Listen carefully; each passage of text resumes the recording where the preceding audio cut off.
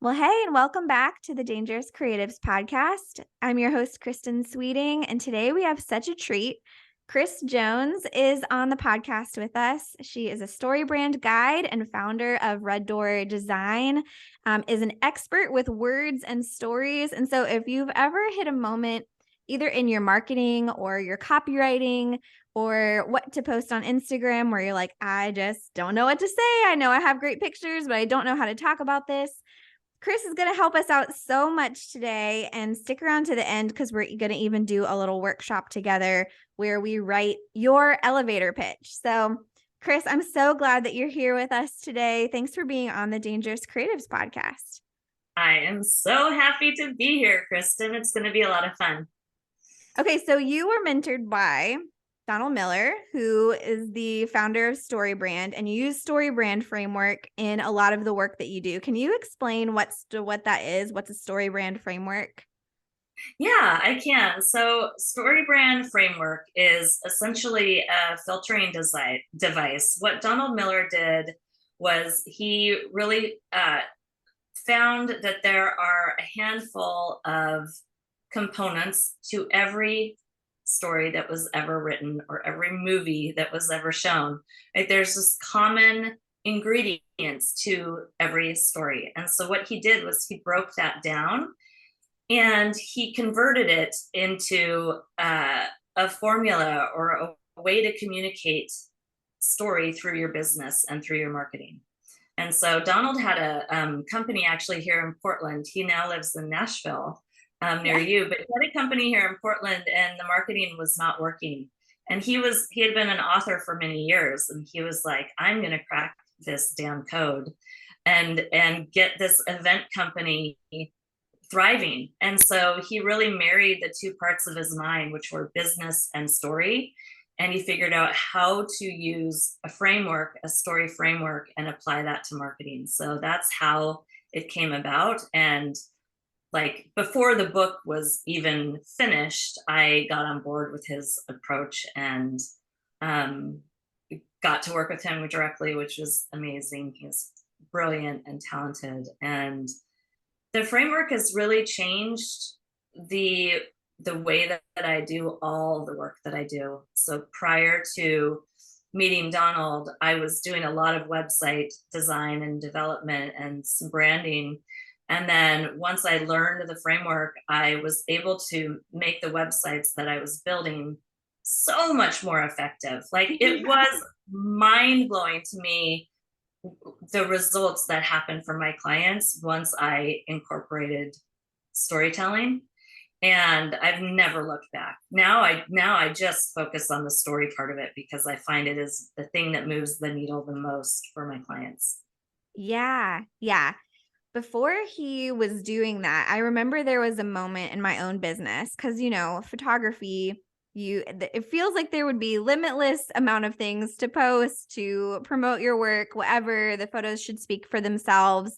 And a lot of times the photos don't speak for themselves enough because there's like beautiful photos everywhere. And started kind of incorporating storytelling into what I was writing, what was on the website. And I was like, oh my gosh, it just was connecting deeper with people. I saw like a total change in my business. And then learning more about StoryBrand and applying his framework, same thing. So I'm so excited that you're here today and that that all of our listeners get to do it with us today. But for people that don't know what the framework is, it's 7 steps, right? Can you remind me what the StoryBrand framework is? Well, the most simple version of it is that every story begins with a hero who has a problem, and that hero meets a guide that has a solution. That guide gives them a 3-step plan, and then the hero is able to find and experience success and avoid failure. So that's really like every story in a nutshell, in its most simple form. Like when you think through like chick flicks and adventure movies and books that are popular, like a lot of them all have that same framework, right? Not a lot. All of them do. They all do. Yeah. Yeah. Well, Okay, so we're going to get a hold of this today. So what are some of those key elements that really make words more powerful? Have you found some things that, like, when we throw this into your marketing or when we put this on your website, it really makes it more powerful than if we weren't doing that? I mean, I find that there are a handful of storytelling components that when you put them all together, they really tell a story. And I think that there's a lot of confusion around how to tell a story because we've grown up being read to as kids, and we think of like kind of a story as once upon a time, this and that. And it's not that we're not doing that, but what we're really doing is inviting our clients into a story with us, into a narrative with us, where they can imagine themselves in the story that we're telling. And they are the hero of the story. And we are the guide in the story that knows how to overcome their problem and help them experience success. So the key is really establishing those roles, establishing them as the hero. And we do that by talking about them, not ourselves. We talk about their problem, their frustrations, their hopes, their dreams. Um, and we also show up with empathy as well. So every guide is really empathetic toward their hero because they know the struggle. They've been there, they've done that, and they know how to get to the other side. So Yeah. that's really that's some of the like the core way that we use story is establishing those roles within the story. I love that. Yeah, a question I get asked a lot in coaching or in marketing or when people are growing their business is like, okay, I want to connect deeper with my audience and I want to tell stories, but like, how much is too much to talk about myself? And, like none of us want to act like we think we're self-important. So it's like, how much is too much to share about me? How does my story fit into this whole equation? Like, I get that we should make them the hero, but like, we should talk about us a little bit too. How do you reconcile those things? What pieces end up being important in that, like establishing the guide credibility? Yeah. So, I mean, let's be honest, people really care about themselves. It's not necessarily a bad thing, but that they really care about themselves and solving their own problems. So I think this will hopefully be a load off for some people that you actually don't have to talk about yourself hardly at all. And Yeah. the only way you really need to talk about yourself is as it relates to your client or your customer in the ways that they're interested. And the only thing they really care about you is they don't care where you grew up. They don't care that um, you love to ski or you love to hike. They care that you know how to solve their problem and you can do it painlessly or quickly or affordably or whatever kind of things that you can throw in the pot to make that would benefit them. But really, like in any about section that I craft, it's really all about the hero. Even when you're talking about yourself, it's like I I understand how hard this is for you. I know the struggle that you're going through. I had my own challenges with this in the past, and this is how I overcame it.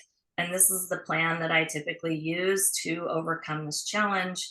So it's like I'm kind of talking about me, like my picture's there, but it's really, really focused on my client.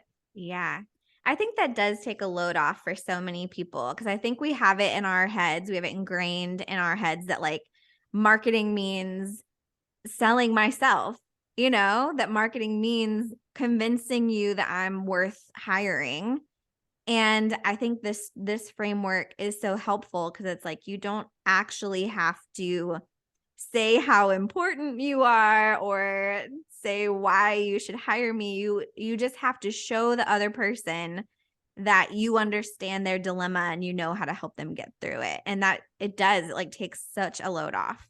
It does. And the more you convince, the more kind of they can smell a little bit of desperation. So, you know, a lot of times people talk about features of the work that they do instead of the benefits of it, the success of it. So really want to keep asking yourself, instead of talking about me and the features that the things that I bring to the table, it's more, you want to ask yourself, what's their life going to look like after they've worked with you? Are they going to have keepsakes that they can fondly look back on for decades? What are those benefits after the fact, that how's their life going to look after they've worked with you? Can you give me an example? You can even use from your business. Like, what are features of what you offer versus the benefits of what you offer? Features of what I offer are that we get together and we have a collaboration call. It's kind of like details about how I work. That you've got 30 days of support after our collaboration call. And it's not that that stuff isn't important. It's just that it shouldn't be the forefront of the story. You really want to establish those roles early on your website, and then later down on the page you can certainly talk about features, but they're not going to buy into it unless they know how they're going to benefit from it. So like benefits might be like, make a lasting impression, elevate the vibe of your celebration, and receive high quality keepsakes. Like those are all things that are really going to benefit me as like a customer of yours. Yeah, that makes sense. Are there things that you would say to someone who's in an industry that's really saturated, like photography, for example? It's really easy for everyone to be like, and we'll help you make great memories, like, do you have anything that you coach people through when you're like, am I just saying the same thing as everyone else? How do I make it a little bit different? Do I need to be worrying about that? Yeah. Yeah. I mean, in any industry that's saturated, you do hear these common words all the time. And I think the key is just brainstorming and figuring out different ways to do it. Also look at your testimonials. If you're getting feedback or reviews from other people, you really want just to communicate what you do that's a little bit different. Like maybe even your audience that you work with is a little bit different. Or there was actually a photography client that I worked with yesterday, and he said something about creating a wow moment. They do photo booths at events, and so we came up with a like a benefit statement and a philosophical statement around that. And we wrote, we believe vintage photo booths are the easiest way to create a bona fide wow moment for all your guests. And Fun. so like that, you know, there's more photographers than there are photo booth companies, but there's always a way to kind of infuse some personality and some even more casual kind of lingo into it that makes it feel less vanilla. Yeah, totally. That makes it feel a little bit more authentic to you. Mm-hmm. You mentioned like a benefit statement or a brand statement. Are there things like that where you're like, I would love everyone to have a brand statement, an elevator pitch, a great about page? Like, what are some of those elements of a website that really make it pop, that someone should like take a little time to focus on maybe? Yeah, well, there's really two things. In your header section, you want to answer three questions. What do you do? Well, you want your customer to be able to answer three questions, right? What do you do? How is it going to make my life better? And what do you want me to do next to work with you? And Mm. you've got about 5 seconds to communicate that. I call it the Woo. grunt test. I call it the grunt test because really what you want is a caveman to be able to look at your website and grunt what you do to somebody else. Like it has to be so simple, not clever at all, just very, very clear wins over clever every time. So that would be the number one thing that you must have. Otherwise, if people have to work to figure out what you do, or how they're going to benefit from it, they're probably going to leave the website or work with somebody else. So you just want to welcome them to your website by answering those 3 questions right off the bat. And then the other thing that's a little bit more work is, I am a huge believer in the elevator pitch, tagline, one-liner, whatever you want to call it. It's all the same thing, in my opinion. I often call it a tagline because I define a tagline as one simple phrase that sells for you. And I find once we craft that, it's actually a very, very short, concise story. But you can copy and paste that into all your social media. You can put it on your website. You can put it on the back of your business card. You can put it on all your social profiles. So I find that having that statement allows you to really like answer that question, even in person. What do you do, in a way that kind of gets people excited to work with you and helps them remember what you do, which is half the battle. Totally. Totally. I know. I think we all think that people are thinking about us more than they are, right? We all have this fear of judgment, or, oh, these people from high school are going to be judging my business or not. I'm like, really, people just aren't thinking about us as much as we think. And we need to remind them why we are around, what we're doing, how we can help. It's such a great point. Yeah. Do you have are there any favorite elevator pitches or like taglines from businesses? It can be a big business, but like, what's an example? What's one that you really like? Well, I think that there's a lot of confusion about it. Like, people think I need a mission statement, I need a tagline, I need a one-liner or an elevator pitch. They need all these things. And like Nike, of course, their tagline is just do it. And the reason that works is because they have a bajillion dollars. They can plaster it all over the Super Bowl. Yeah. Right. So that's why that works. But in my opinion, you don't need a tagline like that. I think of a tagline as a little bit longer than that. Like, in my opinion, a true tagline really tells a story around the problem that you solve and the benefits of it. And it positions your service as the solution to that problem. So it's the one thing that I do with every client, no matter what. We always begin there because it really informs everything else that we create together. And even if everybody just did that work, you'd be kind of blown away by how confident you feel all of a sudden about communicating what you do.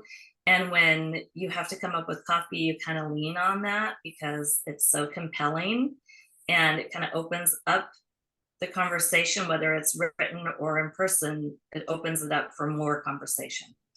Yeah. All right. Well, let's do it together. All right. If you're Let's do it. listening, get out your notebook, paper. I'm like, these podcasts end up just being classes. I'm like, all right, everyone get your notepad out. Let's do this. We're going to work on an elevator pitch together with Kris. All right. Where do we start? Okay.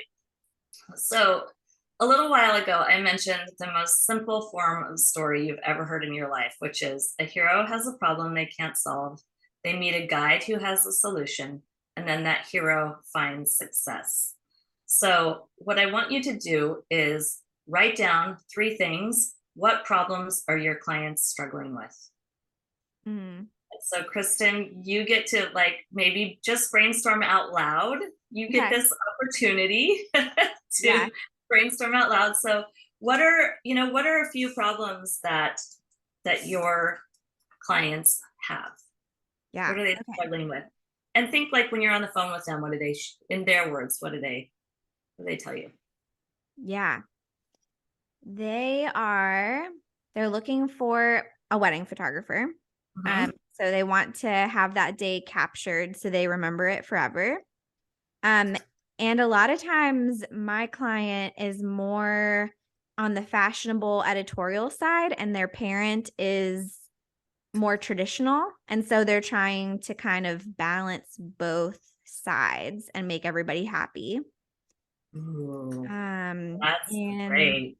yes, yeah. And then let me think what else. They're high achievers, so they don't have a lot of time to mess around. They want to hire someone that really knows what they're doing. That is going to make it an easy process for them. Okay. I'd say like stress reduction is one of the biggest values I bring to my wedding photography clients. Okay, got it. You mentioned easy process, stress reduction, and one other thing. That was really The balance of like fashionable and timeless. yes. Okay. Okay. So this is great. Your brain dump, you kind of captured multiple things. So I want to hone in on the problem, which is many brides lean toward a more fashionable editorial style, while their parents lean toward more traditional look and Yeah. feel. And they don't know how to balance those two together, Yeah. right? They want to make everybody happy, but they don't know how to make everybody happy when you've got these two conflicting styles. So I would totally hone in on that Yeah. as your problem. I think that's a solid problem. The other problem is that they don't have time to mess around. But I think, and that's a legitimate problem as well. They're overwhelmed. They don't have time to mess around. They just need to find somebody to do it right. But I think that this problem around the fashionable editorial versus the more traditional is sounds like pretty. You hear a lot about that, Yeah. and so I think that would be worthwhile. So let's come up with like a simple statement around that. So kind of think out loud with me here. So is it usually the bride that hires you? Yeah, or the wedding planner, but it's kind of, or, so it's kind of like a compilation of people. I would say I'm glad this came up. I would say the bride, I mean, the wedding planner is kind of like an exterior person, even though they might be making the decision. They're going to want to know that this is what you provide for the bride. So Yeah. I think it will encompass that wedding planner.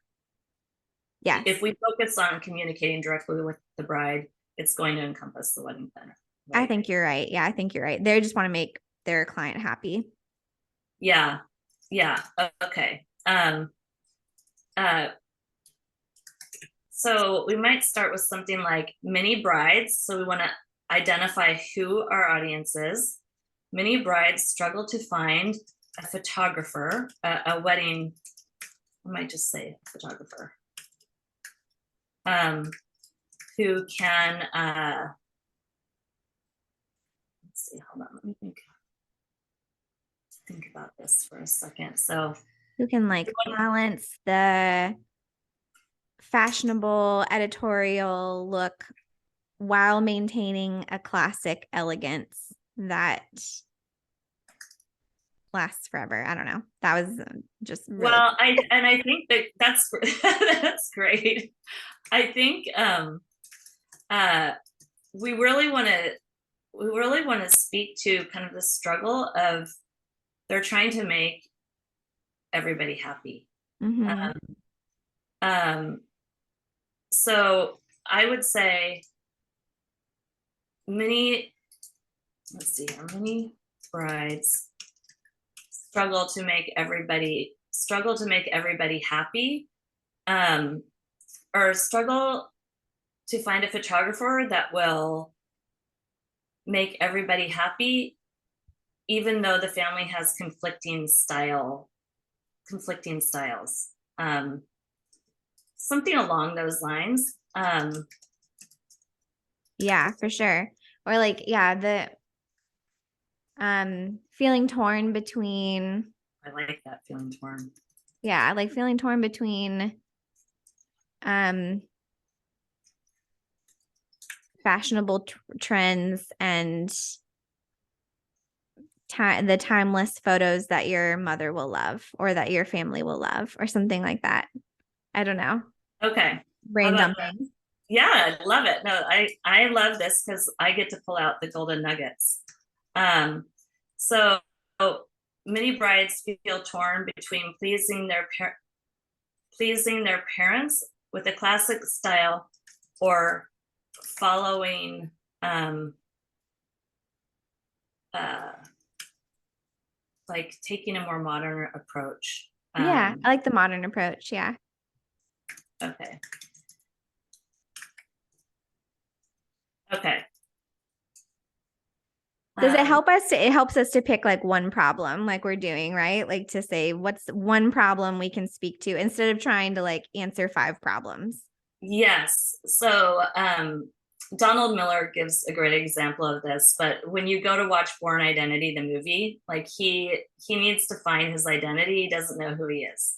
So if you introduce other problems, like he wants to find a girlfriend, he wants to adopt a cat, and he wants to travel the world, like all of a sudden we're overwhelmed with too many problems, and we it wouldn't tell a good story. So the beautiful thing is that this this exercise can be done. You can do it, pick one problem every time you do it, but you could have 3 taglines that you use depending on who you're talking to, Mm. or even on different pages on your website. So if you had a page just for the wedding photography, this one-liner or tagline would really be what you'd hone in on that page. And then if you had different types of clients, maybe children's photography, you'd obviously totally different problem. Yeah. Okay. So pick Yeah, one problem and then yeah. is that step Um, 1? yep, define the problem. Awesome. So this process takes about a full hour, which we don't have today. So we're gonna kind of like Shorten Frankenstein it it. Yeah. together, but we'll get the nuggets down and then we'll show you how they all come together. So Perfect. the next step is that hero meets a guide with a solution. Mm. This is where you would say, like, I'm a wedding photographer, um, who, and then we want to position your service as the solution to this problem. So Mm. tell me how you solve this problem. Um, approach every wedding day with with both people in mind, or approach every wedding day with an editorial eye and a and a focus on, I don't know, timeless keepsakes, something like that. Yeah, like something where you're like can clearly say I'm there for you and your mom without saying it that bluntly. Right. Totally. Um, okay. Okay. And then tell me what, after, so after the hero engages with you and you're the guide, what do they get as the benefit of all this? What do they end up with? Like, what's their life like after they've had the benefit and the honor of working with you at their wedding? I think all their most important people feel valued and seen, and like I was there just for them, even though I was there for a lot of different people. But like everyone feels like they got what they wanted and they felt really special and seen. Oh, okay. Huge. Okay, wait, run me back through the 4 things again. So we have define the problem is number 1.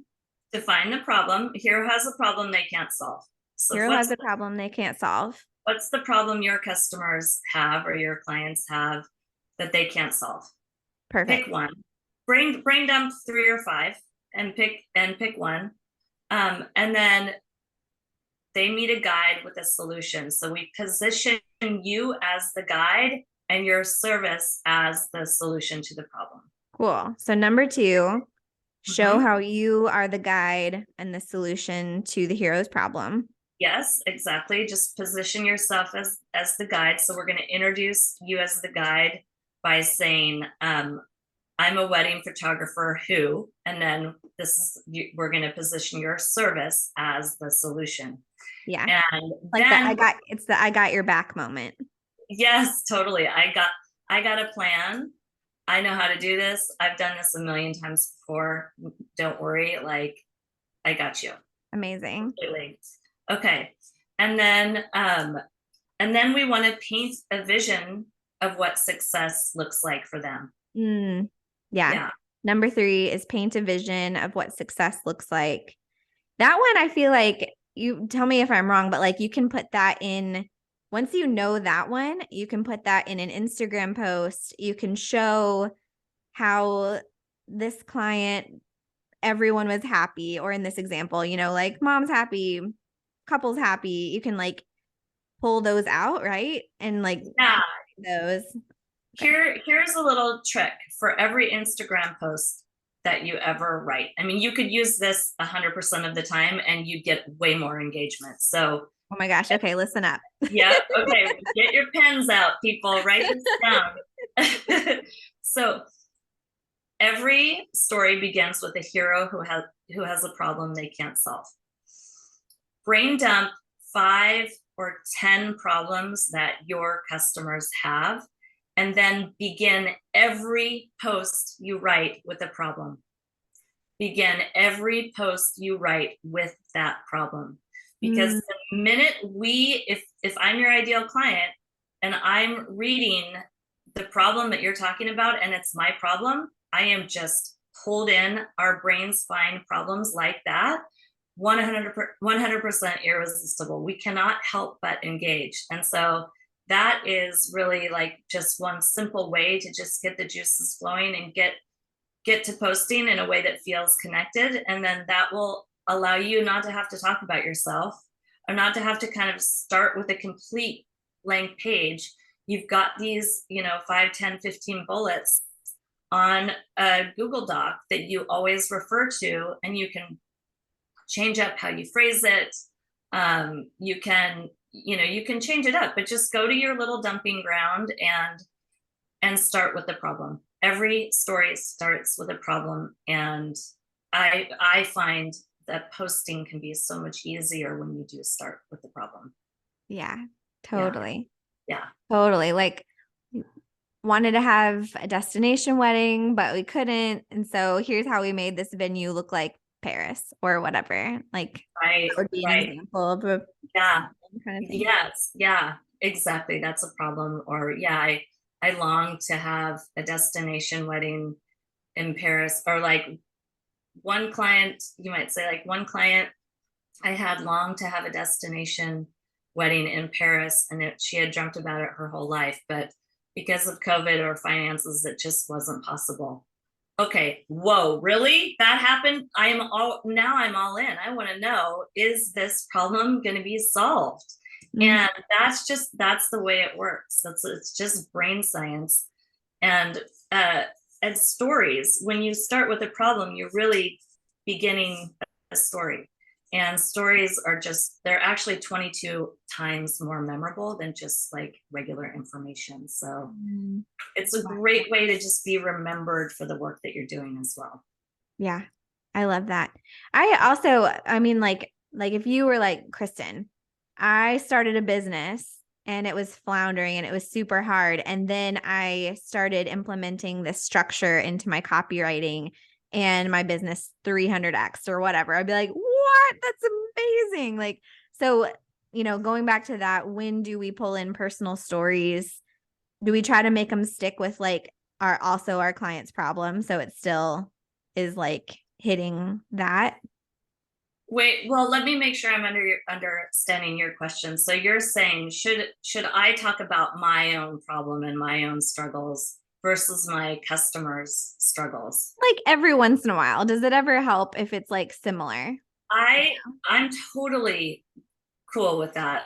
As long as you can show that you've overcome the struggle. Like really what you're doing is you're showing up as a guide and saying, I've been through this struggle. I solved it and I got to experience these results now. And now I'd like to help you. Now I'd like to help you come through it. So, but again, any story, all stories begin with a problem. So whether it's about you or it's about your customer, they both work. Totally. Yeah. Awesome. So let's refine your one-liner and get Okay. it dialed in so we can like kind of see the magic come together. Cool. Okay. So we've got many brides struggle to find a photographer who can balance the modern editorial style with traditional. I'm a wedding photographer with an, let's see, I'm a wedding photographer who, let's see, who approaches every wedding with both styles in mind. So everybody feels seen and heard and gets what they wanted. I love it. That's your tagline. Love it. Now, take that and copy and paste it, put it in the footer of your emails, put it in all your bios in social media, put it on LinkedIn or wherever else you post, and put it in on your website too. I think when you have something like that you're really known for, like, I've seen this with different things in marketing too. When someone can be like, oh, this problem came up for my client, or this problem came up over here, who's going to be great for that? If you're very clear on the thing that you solve, the problem you solve, then you're the top of mind for that referral. You're the top of mind person to solve that problem. You're like, oh my gosh, well, Kristin totally does that. Or, Rebecca totally does that. And that it helps with your referral strategy too.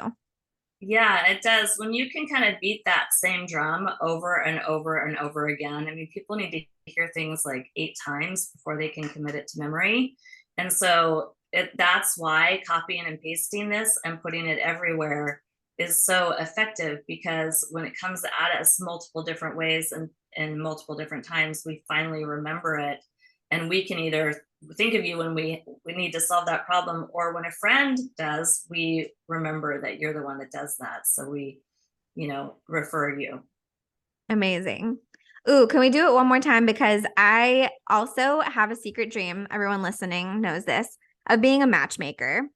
So maybe just real quick with our silly example. Oh my gosh, that's so fun. Okay, great. Okay, who are your clients? Who do you, in a perfect world, let's be really defined. Are they women, men, both, age group? My clients are women who are 30 plus, who have had success in their business and are just beautiful queens. And their problem is that they're just really struggling to find someone on the same level as them. Okay. Okay, I think I might hire you. I'll let you know when I launch my beta version of my offering. I'm totally in. Awesome. I'll be your beta client. Yeah, keep me in the loop. What a fun like side gig. Okay. So tell me, I know this is kind of still a formulation in your mind, but like, how are you gonna solve that problem for them? And you can pretend, if you haven't done it, just pretend yeah. I'm going to solve that problem for them by doing a lot of the prep work, like a lot of the vetting work, so that when they show up on a date, they know someone is kind and qualified and, has their own career and is a good catch. So I feel like that means like doing some Bumble swiping for them, like finding those initial matches, dealing with all of the the hey you up texts, like someone gets to be the buffer for all of that like silliness. Right. And so they have like serious qualified dates that like they get to, it saves them a ton of time, so much time. Okay.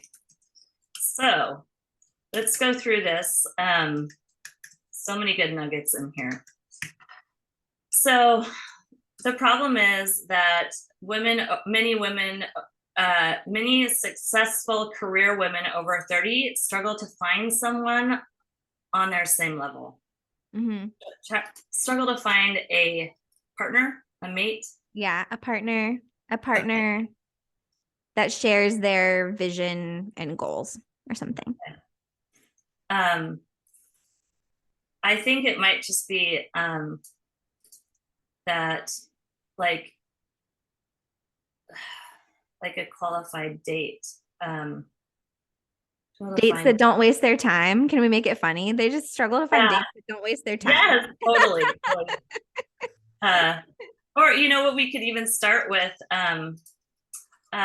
many successful career women over 30 waste a lot of time on dates with duds. Ah, I love it. Okay. Let's make it sassy. We might as well. Okay, this is purely for fun, but you could probably totally use this too. Waste. So the time, the problem is really time. I think that's the problem of like, oh my gosh, I just texted with this guy for 3 months and now he tells me he doesn't want to be in a relationship. What? Okay. You're laughing because it's true. Oh, totally. No, I think anyone dating's totally gonna buy into this. Okay. My matchmaking method. So now we want to introduce you as the guide and your service as the solution. So let's finish a sentence that starts with my matchmaking method clears the clutter and vets the best guys so you can what else are they going to happen once they're going to find a good catch? What's their life going to look like once they meet their this is the vision after. Mm-hmm.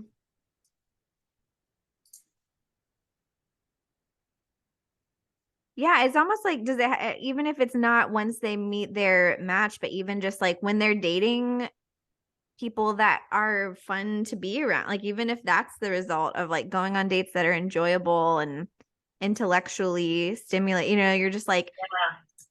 So let's see, if our matchmaking method clears the clutter. So I've got it. Okay. You can date like an adult. Is that like too jerky? I feel like that was just really mean of me. No, not at all. There was a woman, have you ever heard of the garbage post challenge? It's a social media. Have you heard of it? Yeah. Somebody did a shift on that where they called it the garbage bitch challenge. And so she just had like strong opinions and she was tired of filtering herself. So for 30 days, she did 100 posts of just what her truth was. Oh my gosh. It was really refreshing, I think. Okay, so we're getting close here. So many career women over 30 waste a lot of time on dates with duds. My matchmaking method clears the clutter and vets the best guys so you can enjoy every date and find your perfect match. Amazing. I love that. Yeah, I think enjoy every date. Yes. Right? People would pay for that just knowing they would enjoy every date. I like it because it doesn't overpromise like I'm gonna find you your dream person, but you're gonna value their time and they're not gonna be wasting their time on dates that are just completely a mismatch. Yeah, exactly. Oh, that's perfect. Okay, so we did the identify your client and the problem. Yep. Identify the problem, how you guide, and then what's number 4? 4 is combine them all together. Pick your favorite ones. So we've done the 3 steps, and then the 4th one is just take your favorite from the problem, take your favorite from the solution, and take your favorite from the success, combine them all together into one little encapsulated nugget that will sell for you, and also Amazing. just make you feel super confident when someone says, hey, what do you do? So I want to hear you say it. Can you remember it? Yeah, okay. This is always fun. Okay. Also, this is a message to all the single gentlemen out here. If you would like to be on my qualified dating list. Okay, here it is. Okay. I'll help you if you need it. Okay. Many successful career women over 30, Waste a lot of time. Oh, waste a lot of time dating duds. But my matchmaking method clears a lot of the what was the word we used, because it was so good? Clutter. Clears a lot of the clutter so you can enjoy every date and meet the match of your dreams. Yeah, find your perfect match. Find your perfect match. Love Amazing. it. I would hire me. Yeah. Thank you. Okay, so Yes. if you're listening, I hope you have at least some ideas of how to make your elevator pitch, at least some problems, maybe workshop them together with some solutions. But this has been so fun. Thank you for helping us do this. I need to go back and rework all of my elevator pitches now. Yeah, and I have a freebie that will walk you through this process with a Google Doc that will also kind of prompt you and guide you. So once you have that Google Doc, you can just keep it handy and repurpose it anytime you want to do this. It will guide you through the process. And then there's a 5-minute video walking you through just the nuggets that you need to know. Amazing. Okay. Is that at, I know we'll have the link in the show notes, but is that reddoordesigns.com? Reddoordesigns.com. That's red, REDDOOR designs, DESIGNS.com. And that freebie is there. It's called How to Write Compelling Copy in 5 Minutes Flat. And then I have another offer on there that will help you write your website copy in 2.5 hours flat. Oh my gosh. Okay, cool. Well, Kris, anything you want to leave our audience with, a little encouragement or motivation to get out there and crush their website copy or tell better stories? What can you leave us with? I think the best thing to remember is just to let yourself off the hook with how hard it is to write for your own self. Like, we're so close to our own businesses. We're kind of like inside the bottle, and we're trying to read the label that can only be read from the outside. So I want you guys to know that this is true for every business owner. We all struggle with writing for ourselves, and the best thing you can do to make yourself the guide and your customer the hero is to write down the problems that your clients have and just keep talking about that over and over, and you'll be in really good shape.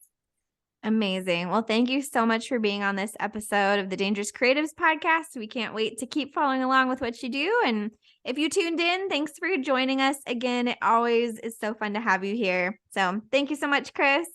Thank you so much.